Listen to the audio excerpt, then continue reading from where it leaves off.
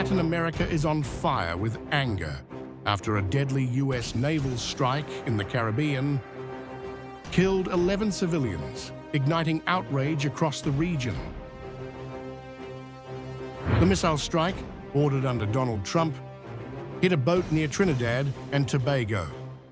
Washington claims it was targeting drug smugglers, but leaders here call it murder.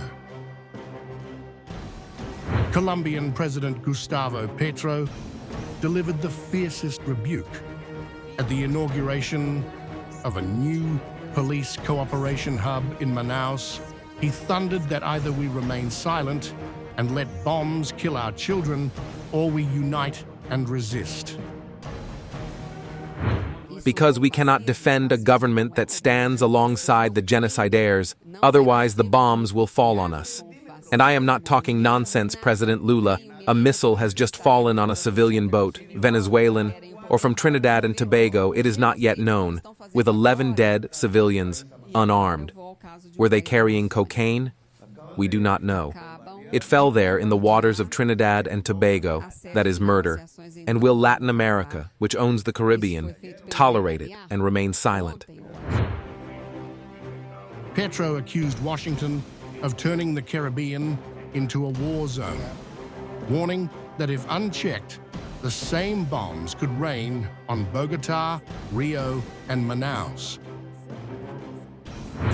We must talk about the possible invasion of Venezuela, which is being threatened.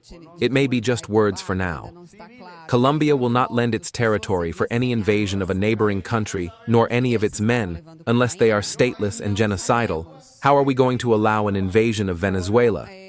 That there is a political problem there, yes. The Venezuelan government is not recognized, nor the elections, nor by Brazil. Brazilian President Lula da Silva echoed the defiance, declaring Latin America no longer needs foreign interventions or threats, and insisting the region will be the protagonist of its own solutions. A few days ago in Brazil, we carried out the largest operation in history against organized crime, which finally reached the upper floors of organized crime, Faria Lima, Brazil's famous financial sector. We cannot allow residents of the peripheries, indigenous peoples, and riverside communities to have their lives marked by violence.